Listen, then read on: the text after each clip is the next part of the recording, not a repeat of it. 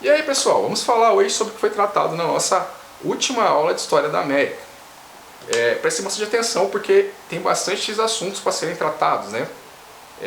Mais especificamente são 4 textos. Um deles, inclusive, tem a ver com a aula anterior, né? Em que falávamos sobre os pais fundadores dos Estados Unidos, né? Recapitulando, a gente tinha falado sobre Thomas Jefferson e tinha faltado, né, a fala sobre Thomas Paine, que é um outro sujeito importante também, que escreve um panfleto que ficou muito famoso, chamado Senso Comum.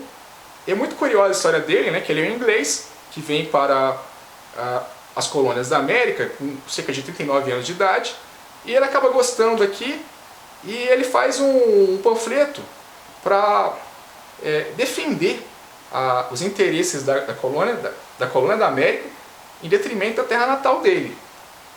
O texto chama-se o Senso Comum, né, o que sugere que muitas pessoas concordavam com o que ele defendia. E é muito curioso que isso acontece justamente no ano da Revolução Americana.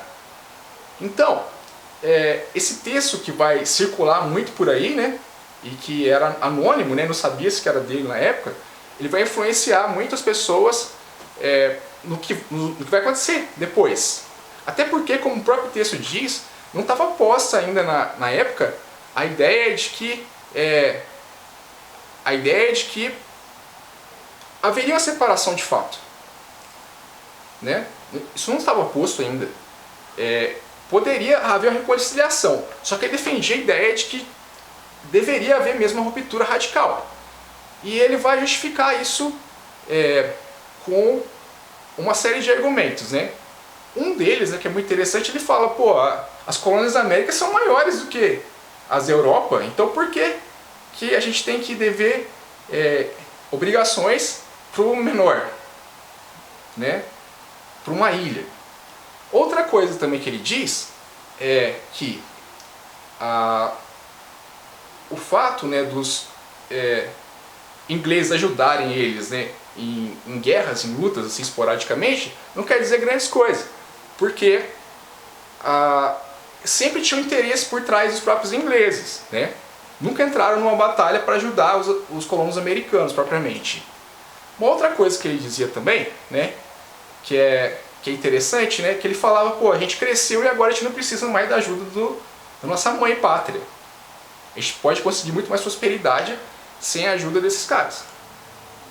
Bom, tem todas essas coisas aí, né? Só que ele não só choramingava não, né? Ele tinha medidas e ações também que ele defendia, né? Ele propunha uma organização de um congresso que as pessoas pudessem votar e discutir sobre o que era mais importante e o que deveria ser tomado como decisão, né? Então tem essa medida de ação.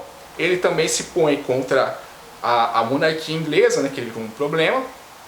Então tem toda uma série de questões que foram postas ali que vão influenciar o que viria a ser, né, a história dos Estados Unidos nos anos seguintes, né?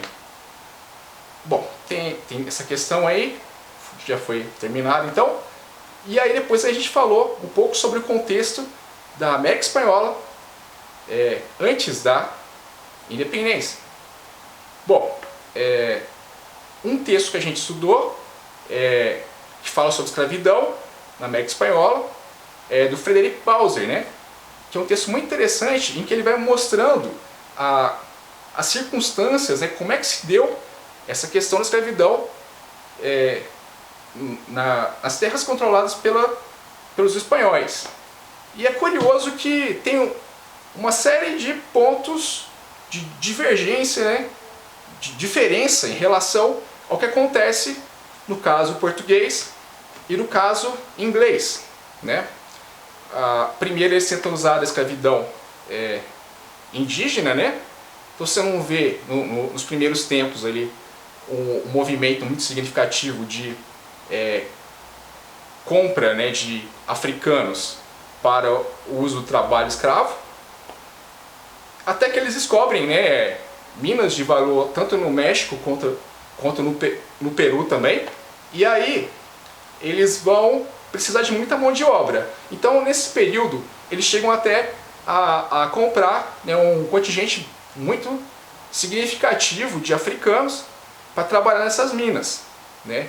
E é curioso também que nesse período o monopólio desse mercado de tráfico negreiro, ele é dos portugueses, eles têm que negociar com os portugueses, que só eles que poderiam ir lá para a costa da África para comprá-los, segundo se respeitando, né, o que foi determinado no Tratado de Tordesilhas, né? Então eles passam a usar mão de obra africana, só que aí eles percebem que eles morrem demais e tal, e são caros, né, que eles têm que comprar de outro povo e tal, e aí eles preferem usar mão de obra nativa mesmo, né, assalariada mesmo, e usam também aqui no Peru, né, da mita, né, os caras têm que cumprir trabalhos para o poder central, né, que é um poder europeu, por um tempo, que é uma semi-escravidão, digamos assim. Então eles vão levando assim as coisas e a escravidão africana não rola tanto aqui, na América Espanhola, quanto aqui e quanto nos Estados Unidos.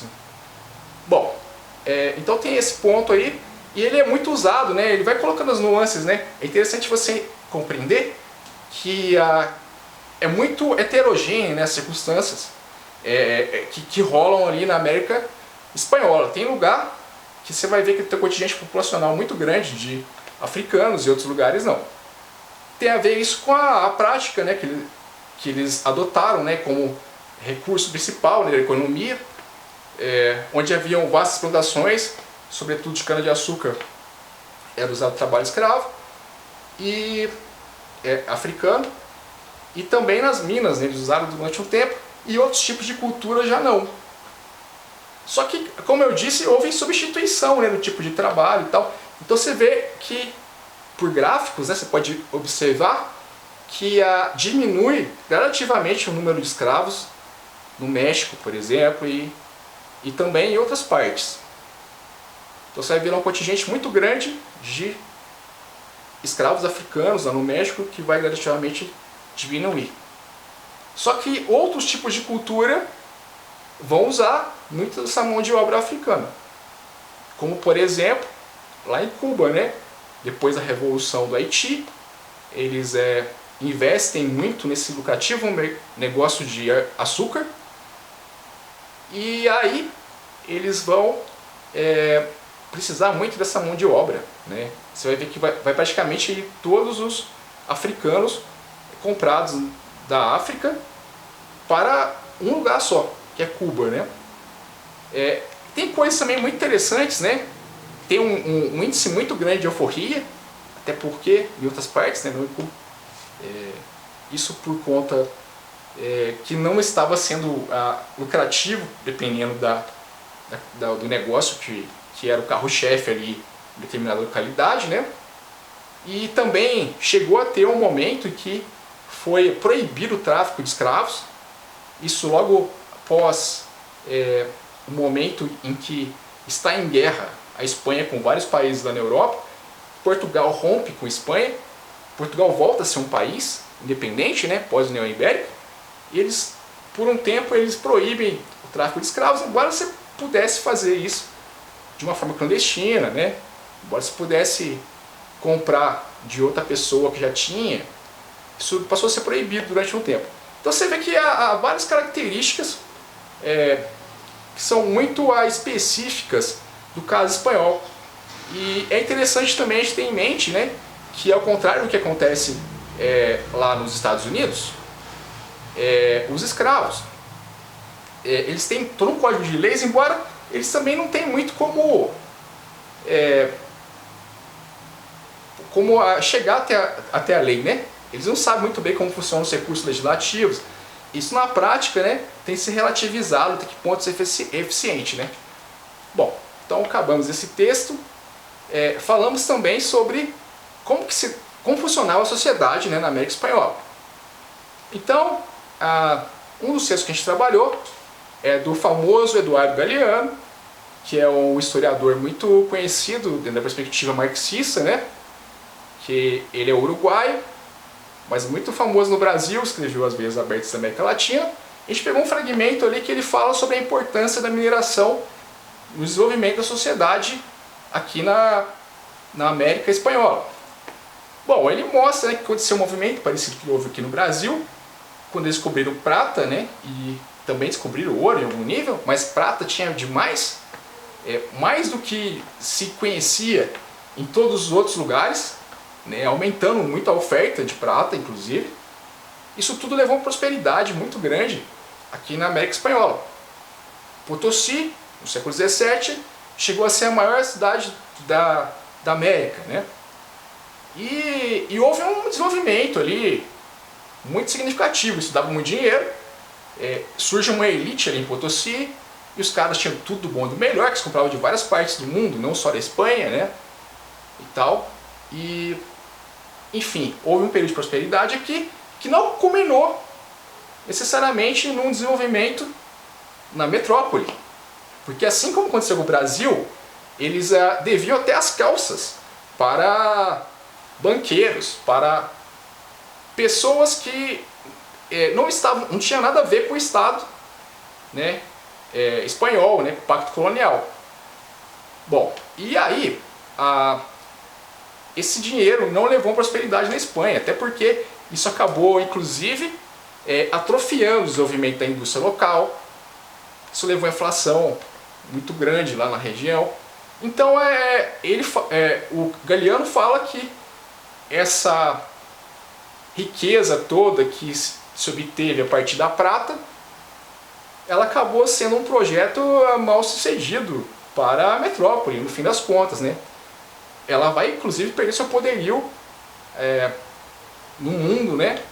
No meio dessa brincadeira toda, porque o dinheiro só chegava ali no porto e já ia para outros cantos.